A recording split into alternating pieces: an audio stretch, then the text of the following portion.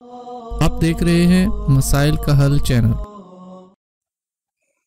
قل ان کنتم تحبون اللہ فاتبعونی یحببکم اللہ ویغفر لکم ذنوبکم واللہ غفور الرحیم۔ حمد و ثنا رب کائنات کے لیے بے شمار صلاۃ و سلام سید الانبیاء سید ولد آدم محمد رسول اللہ صلی اللہ علیہ وسلم کی ذات پر۔ حمد و صلاۃ کے بعد اللہ کا فرمان سورہ آل عمران میں قل آپ کہہ دیجئے ان کنتم تحبون اللہ، اگر تم اللہ سے محبت کرنا چاہتے ہو، فاتبعونی تو میری اتباع کرو، میری پیروی کرو، میری بات مانو، میرے پیچھے چلو۔ یحببکم اللہ، اس کا فائدہ یہ ہوگا پھر اللہ تمہیں اپنا محبوب بنا لے گا، اللہ کہ تم محبوب بن جاؤ گے۔ ویغفر لکم ذنوبکم، اور دوسرا فائدہ یہ ہوگا اللہ تمہارے گناہوں کو بھی معاف کر دے گا، اور اللہ بہت زیادہ بخشنے والا، بہت زیادہ رحم کرنے والا ہے۔ اس سے یہ بات ثابت ہوتی ہے کہ جو مسلمان یہ چاہتا ہے کہ میں اللہ کا محبوب بنوں، تو اس کے لیے ضروری ہے کہ وہ رسول اللہ صلی اللہ علیہ وسلم کی اتباع اور اطاعت کرے،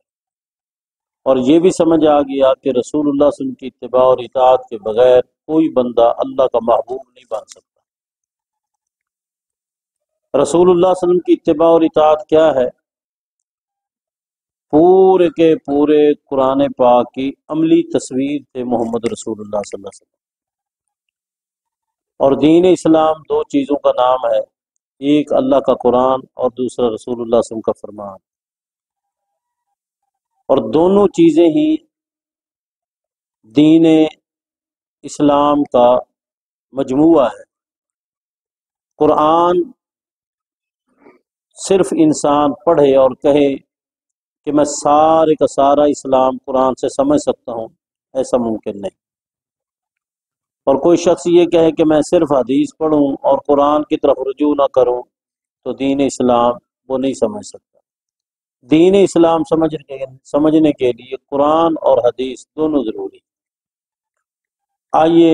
یہ مہینہ جو اس وقت جاری ہے، جسے رجب کا مہینہ کہتے ہیں، یہ عربی سال کا 7واں مہینہ ہے، اور حرمت والے 4 مہینوں میں سے ایک مہینہ ہے۔ یہ رجب کا مہینہ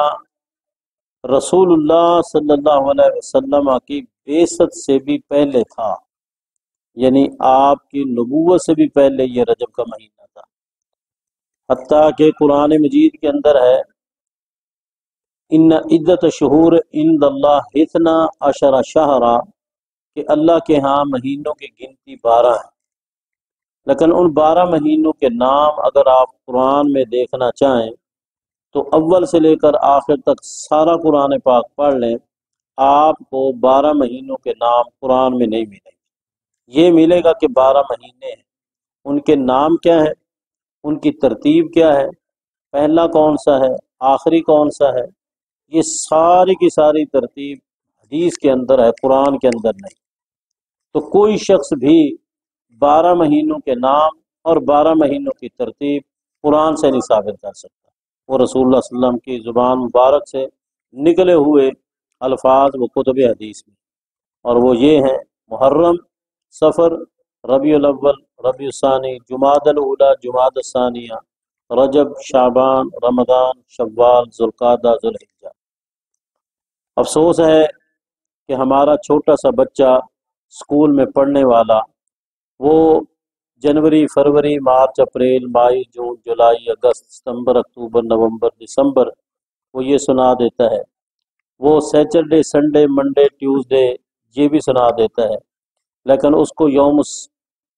السبت، یوم الاحد، یوم الاثنین اور یوم الثلاثاء، یوم الاربعاء، یوم الخمیس یہ نہیں آئے گا۔ کیوں کہ ہمارے سکولوں کے اندر جو دینی تعلیم ہے اس پر توجہ کم ہے، اور جو عصری علوم ہیں اور خصوصاً یہود و ہنود کی جو ثقافت ہے وہ ہمارے سکولوں پہ غالب ہے۔ تو اگر کسی بھی آپ اسکول کے طالب علم سے پوچھیں، وہ میٹرک کا ہے، ایف اے کا ہے، بی اے کا ہے، وہ ایم اے کر چکا ہے، وہ پی ایچ ڈی کر چکا ہے، وہ ایم فل کر چکا ہے، بعض اوقات اسے پوچھا جائے کہ حرمت والے مہینے کون سے ہیں اور ان کے نام کیا ہے، اسے نہیں آئے گا۔ محترم سامعین، یاد رکھیں یہ رجب کا مہینہ رسول اللہ صلی اللہ علیہ وسلم کی بعثت سے پہلے، بلکہ جب سے اللہ پاک نے آسمان و زمین کو بنایا اسی وقت سے یہ مہینہ ہے، رجب کا مہینہ۔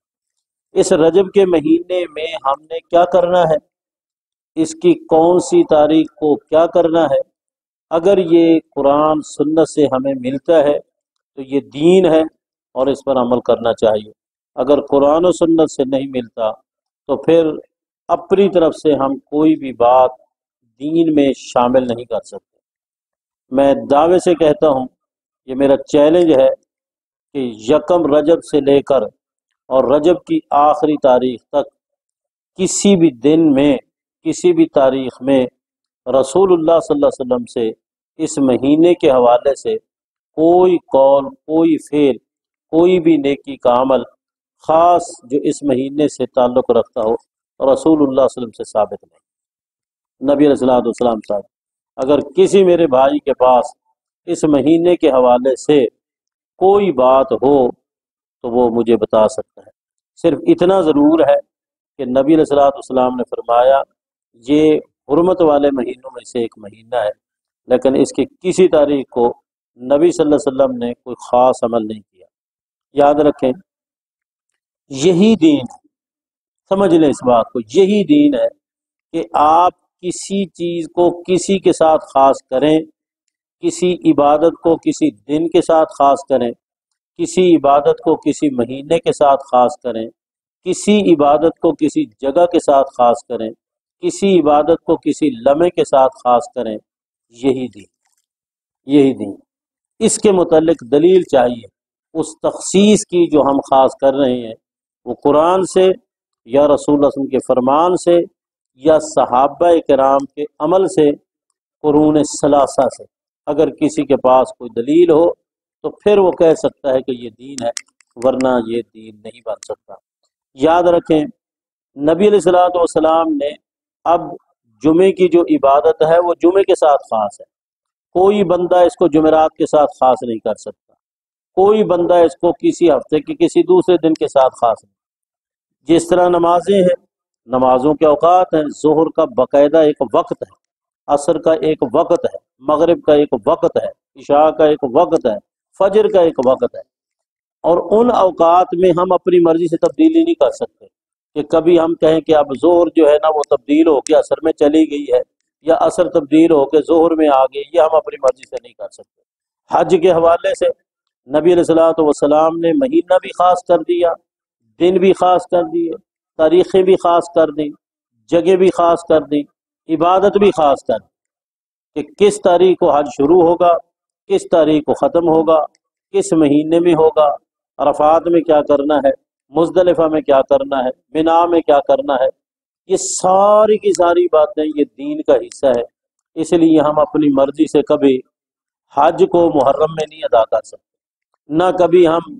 رمضان کو محرم میں جا سکتے ہیں۔ جو رسول اللہ صلی اللہ علیہ وسلم نے بیان کر دیا بس وہی کا ہے دین ہے۔ اس لیے رجب کے مہینے کے حوالے سے کوئی بھی، کوئی خیرات کے حوالے سے، کوئی روزے کے حوالے سے، کوئی اور عبادت کے حوالے سے نبی علیہ الصلوۃ والسلام کے قول اور فعل سے ثابت نہیں ہے۔ اللہ تعالی ہمیں دین اسلام کو سمجھنے اور اس کے مطابق عمل کرنے کی توفیق عطا فرمائے۔